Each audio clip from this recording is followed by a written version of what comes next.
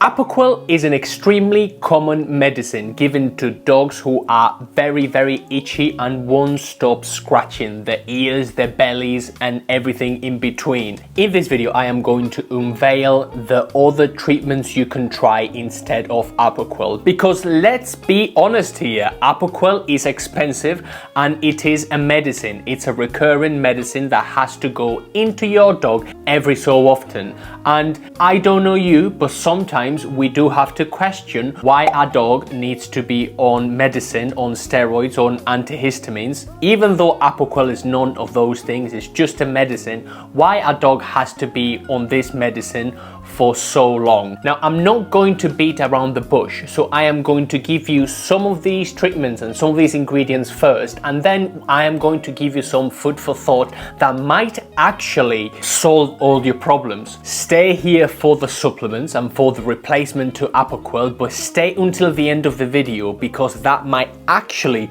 solve the problem you are facing, so stay tuned. Now, there's a few things that you can try instead of giving your dog Apoquel, and they are all natural and they can all be organic. The first one is turmeric. Turmeric can be an anti-inflammatory, and inflammation is what your dog is currently facing. Atopic dermatitis. Itis means inflammation, like dermatitis, that's inflammation of the dermis, just like pancreatitis is inflammation of the pancreas. So adding a bit of turmeric, organic turmeric, to your dog's diet can potentially help. The second one is salmon oil, coming from either a bottle you can buy or you can feed your dog anything fish.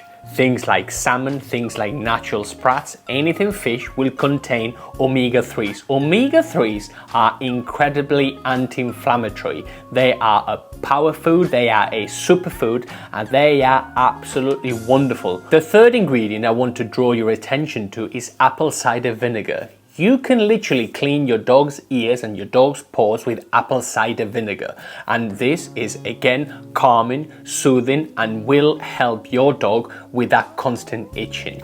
The fourth one is anything with oatmeal. You can buy pet shampoos, oatmeal shampoos from your local pet store, and these will again be soothing and they will be calming and will try to provide some relief to your pet.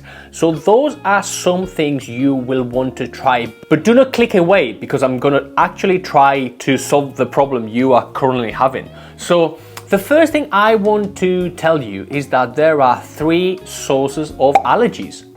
There's a nutrition allergy, there's environmental allergies, and then we have breed specific or litter specific allergies. Nutrition allergies pertain to those allergies that derive from anything your dog is eating. So the best thing for you to do if your dog has a nutrition allergy, and by the way, this is literally 95% of the people that book a consultation with us pertaining allergies, they do not get this right. So if you do, you will be able to solve the problem. If your dog is eating too many inflammatory ingredients through their food, your dog will itch because your dog will have an allergic reaction to that particular ingredient or ingredients you are feeding. So anytime you think your dog is allergic to something, put the dog on a single protein food whereby you choose the protein. We can recommend salmon, again, it's omega-3s, anti-inflammatory, and you check the back of the bag and you cut out any wheat, any barley, any soy, any sugar,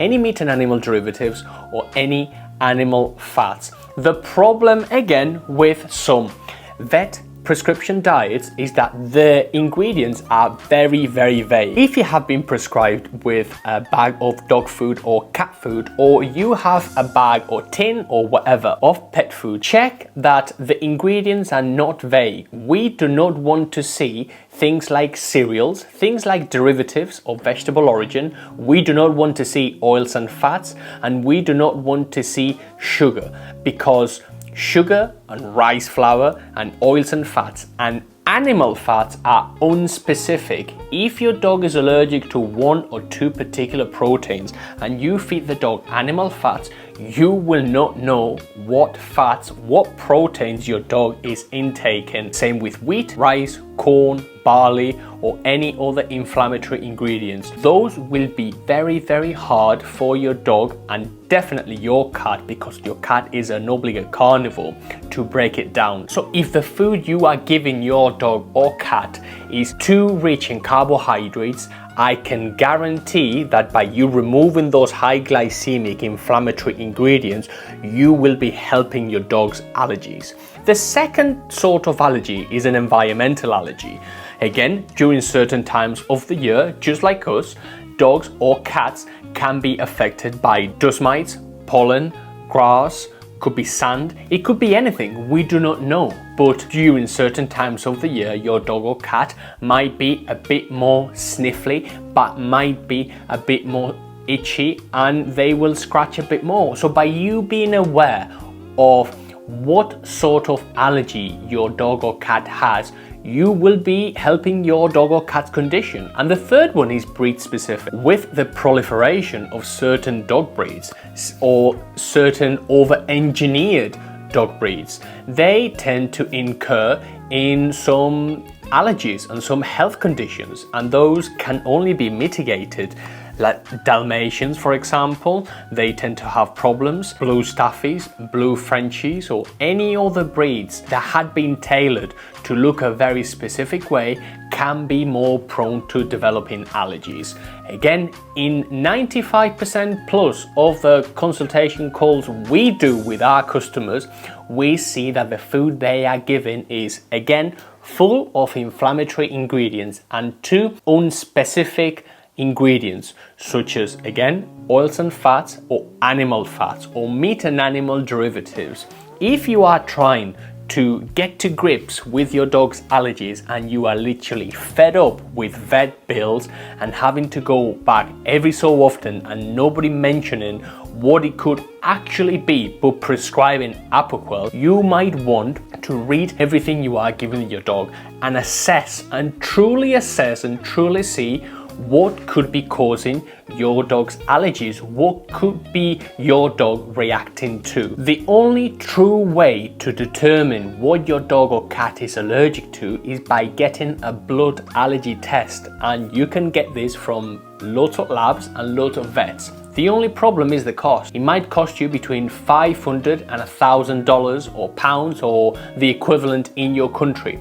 But that is the only way for you to see what the dog is allergic to. Now, a word of caution, if your dog is allergic to something and the vet or someone else recommends a hair sample allergy test at a nominal cost of 30 or 50 pounds or dollars, I would not waste my money. Do not waste your money, because those are extremely inaccurate. Always go for the blood allergy test in order for you to truly see what the dog is allergic to. In terms of hypoallergenic diets, remember that the list in hypoallergenic ingredients has never been defined. So manufacturers, guess what? They do put whatever they want in the food.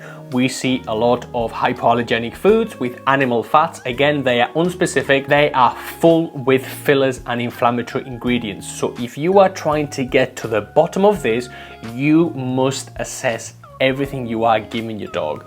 If you have any questions, we do a weekly Q&A that you can click in the link below in order to watch. Leave your comments down below and I will see you in the next one. Try those things because those will definitely help.